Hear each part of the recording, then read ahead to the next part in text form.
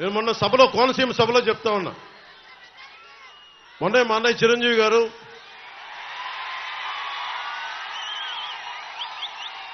జనసేన పార్టీకి ఒక 5 కోట్ల రూపాయలు విరాళంగా ఇచ్చారు.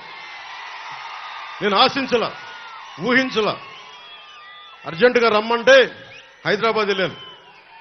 ఆంజనేయ స్వామి సమక్షంలో ఆయన చేస్తున్న సినిమా ఆ సెట్లో ఆంజనేయ స్వామి విగ్రహం వెనక ఉండి ఆయన ఆశీస్సులతోటి ఒక 5 కోట్ల రూపాయలు ఇచ్చి ఒకటే అన్నారు, నువ్వు ప్రజల కోసం బలంగా నిలబడతావు. నువ్వు నీలాంటి వాడికి, ముఖ్యంగా కౌలు రైతులకి నువ్వు చేసింది నాకు నిజంగా హృదయాన్ని కలిచేసింది. ఎలక్షన్ టైంలో నీకు ఎంత పనికొస్తే నా 5 కోట్ల రూపాయలు నీకు ఇస్తా ఉన్నాను. అక్కడితో ఆకుండా రామ్ చరణ్ గారికి కూడా చెప్పారు. ఈ మధ్యనే వేల్ యూనివర్సిటీ డాక్టరేట్ పొందారు.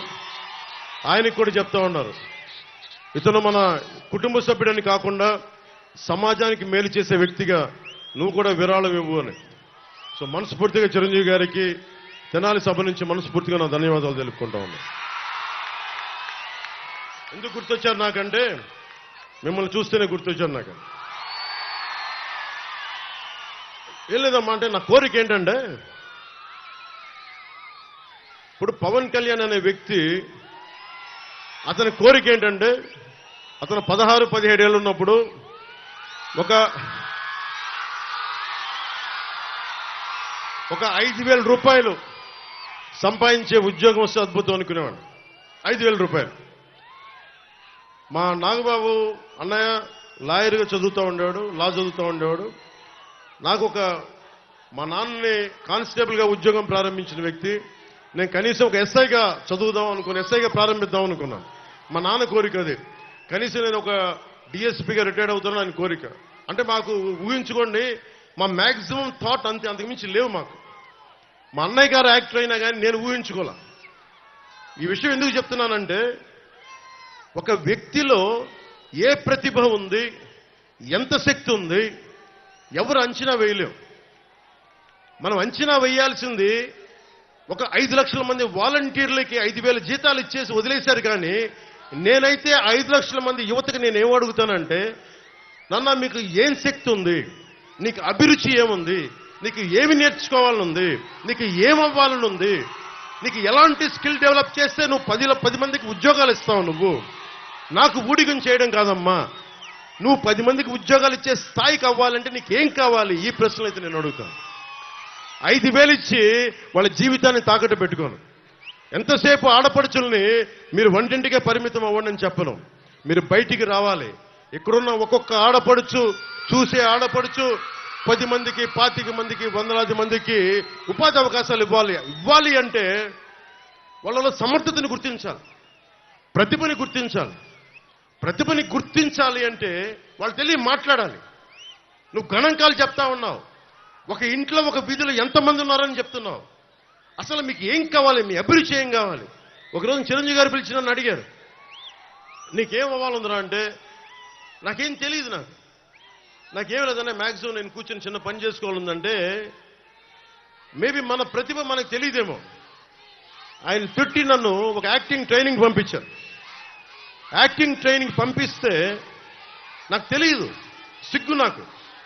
ఆయన నన్ను తిట్టి పంపిస్తే యాక్టింగ్ ట్రైనింగ్ నేర్చుకున్నా.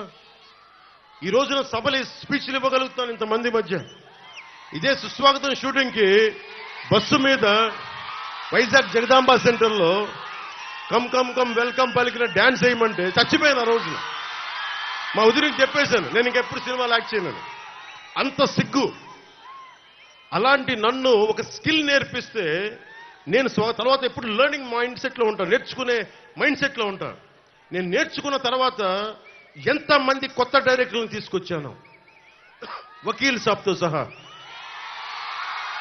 అంతకుముందు ఒక సినిమా చేశారు, కానీ కొత్త వాళ్ళతో పనిచేయడం ఎందుకు లేదంటే నేను నేర్చుకున్నవాడిని, తప్పులు చేస్తే సరిదిద్దగలవాడిని. అంటే ఒక్కడికి స్కిల్ డెవలప్మెంట్ నేర్పిస్తే, ఒక స్కిల్ నేర్పిస్తే ఆ వ్యక్తి ఇంత అభిమానం సంపాదించి 4 దశాబ్దాలున్న పార్టీ కూడా అండైపోయాడు ఆ వ్యక్తి. ఇది ఎందుకు చెప్తున్నానంటే, నన్ను చెప్పుకోవడానికి కాదు, మీ ఒక్కరిలో కూడా, ప్రతి ఒక్కరిలో కూడా నిద్రాణమైన శక్తి ఉంటుంది. శక్తి దాక్కుని ఉంటుంది. ఆడపడుచులు ఎంత శక్తి దాక్కుంటుందో మనకు తెలియదు. యువతలో ఎంత శక్తి దాక్కుని ఉంటుందో తెలియదు. ఎవరు అబ్దుల్ కలాం అవుతారో, ఎవరు జగదీష్ చంద్రబోస్ అవుతారో ఎవరికెరుక. కేవలం డబ్బులు సంపాదనే కాదు, ప్రతిభ, ఒక దేశానికి పనికొచ్చే ఒక గొప్ప స్కిల్, ఒక ఇన్వెన్షన్ ఎంతమందిలో ఎవడున్నాడో. యువతరానికి ఏ సంపద విడిచిపెట్టాం మనం? శేషేంద్ర గారు చెప్పినట్టుగా యుద్ధము, రక్తము, కన్నీరు తప్ప, గాయాలు, బాధలు, వేదనలు తప్ప. ప్రధానమంత్రి గారికి ఒకటే చెప్పాను మనకి ఎన్డీఏ మీటింగ్లో, ఈ దేశానికి సంపద, నిజమైన ఖనిజాలు బంగారం, ఇనుము కాదు, కలల ఖనిజాలతో చేసిన యువతీ యువకులు. వాళ్ళు నిజంగా 2047కి జగన్ తన కుటుంబాల గురించి ఆలోచిస్తున్నాడు, భవిష్యత్తు గురించి ఆలోచిస్తున్నాడు.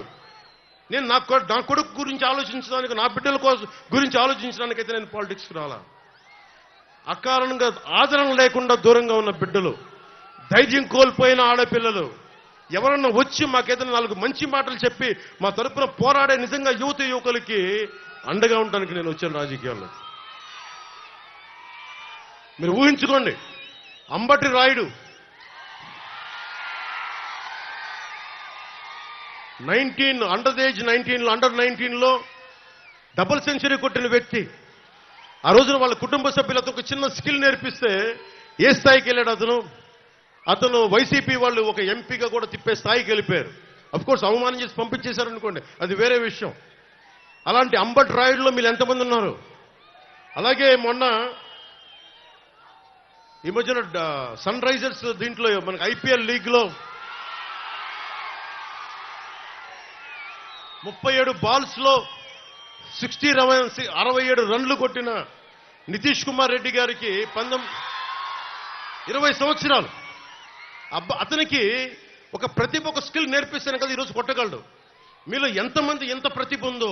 మీకైనా స్పోర్ట్స్ స్టేడియంస్ ఉన్నాయా? మీకు నిజంగా పొద్దున్న లేస్తే మీకు పరిగెత్తడానికి జాగింగ్ స్థలాలు ఉన్నాయా? ఆ క్రీడా స్థలాలు ఉన్నాయా? ఇండోర్ స్టేడియంని ఆధునీకరించాల్సిన బాధ్యత ఉంది కదా మనకి. నిజంగా ఇంతమంది ఎంతసేపు ఇళ్లలో కూర్చొని మగ్గిపోతా ఉంటాం. కనీసం బయట సేద తీరడానికి పార్కులు ఉన్నాయా మనకి? దుర్గంధం లేకుండా ఒక గ్రౌండ్లు ఉన్నాయా మనకి? ఇవన్నీ చెయ్యాలి అంటే మనకి నాదెండ్ల మనోహర్ గారు కానీ, పెమ్మసాని చంద్రశేఖర్ కానీ, ఇలాంటి వ్యక్తులు, ప్రజాక్షేమాన్ని కోరుకునే వ్యక్తులు నిజంగా అండగా ఉంటే తెనాలే కాదు రాష్ట్రం అంతా బాగుపడిపోతుంది.